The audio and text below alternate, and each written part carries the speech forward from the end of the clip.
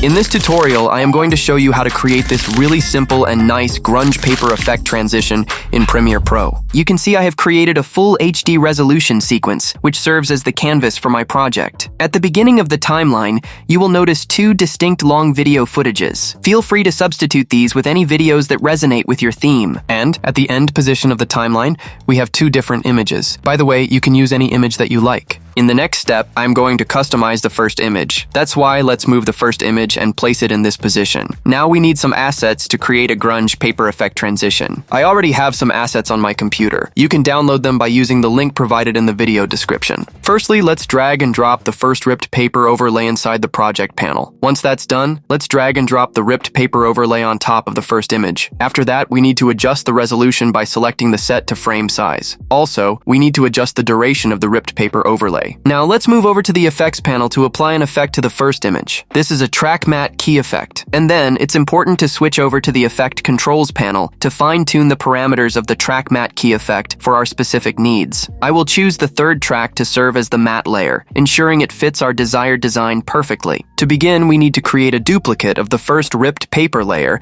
and move it up one track in our composition. After positioning it, we will adjust the blending mode by selecting Screen from the available options in the Blending Mode drop-down menu. Once this adjustment is made, you will notice significant changes in the program monitor. Next, we will navigate to the Lumetri color panel, where we will dive into customizing the RGB curves property to fine-tune the color grading and contrast to our liking.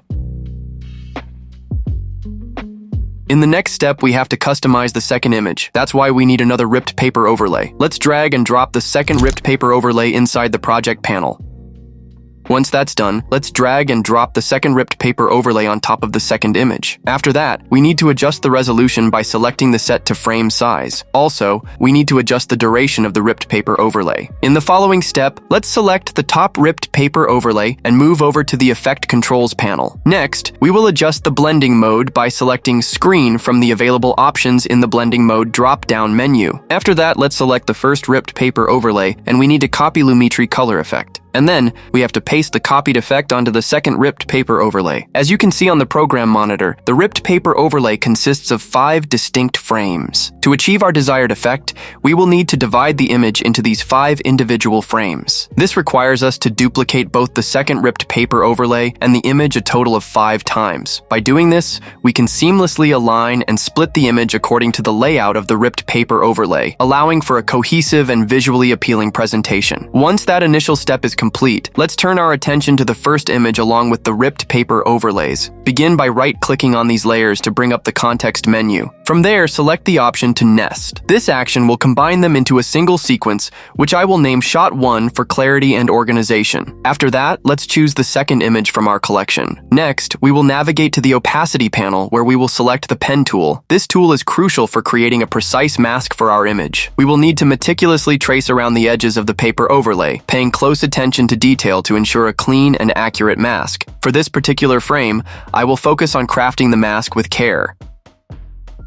After completing the mask, it's important to adjust the feather value to around 0 to maintain sharpness and clarity along the edges. Before we go to the next step, let's turn off the video layer 1, and then let's choose the second paper overlay from our collection. Next, we will navigate to the opacity panel where we will select the pen tool. This tool is crucial for creating a precise mask for our paper overlay. We will need to meticulously trace around the edges of the paper overlay, paying close attention to detail to ensure a clean and accurate mask. For this particular frame, I will focus on crafting the mask with care. After completing the mask, it's important to adjust the feather value to around 0 to maintain sharpness and clarity along the edges. Once that's done, let's select these 2 layers and right-click on them to bring up the context menu. From there, select the option to nest. This action will combine them into a single sequence, which I will name Shot 2 for clarity and organization. Finally, confirm this action by clicking OK. In the same way, we need to carefully separate the remaining images and paper overlays by generating a mask. This meticulous process will enable us to blend textures seamlessly. As you can see in the timeline, we have artfully divided the image into 5 distinct frames, each one poised to contribute to the overall aesthetic and flow of the transition. Let's begin by positioning the time indicator at the very start of our first shot. Once that's set, we will move the time indicator 3 frames forward. Next, we will carefully place the second shot right at this new point in the timeline. Again, we will move the time indicator 3 frames forward to prepare for the next placement. Similarly, we will then position the third shot at this junction. This method will be repeated for the remaining shots, ensuring a consistent and fluid arrangement. Once all shots have been strategically positioned, we will move the time indicator an additional 6 frames forward. At this juncture, we will cut each shot to align perfectly with this new mark. With this final adjustment, we are nearly finished with our project. In the next step, let's begin by selecting the first shot in our sequence. We will navigate to the Effect Controls panel, where we will slightly increase the scale value to give the shot a more dynamic presence. Following that, we will set the rotation value to approximately 2 degrees to add a touch of movement. Once we've completed these adjustments, we can focus on fine-tuning the position and rotation parameters for each of the remaining shots, ensuring they all have a cohesive look and feel throughout the sequence.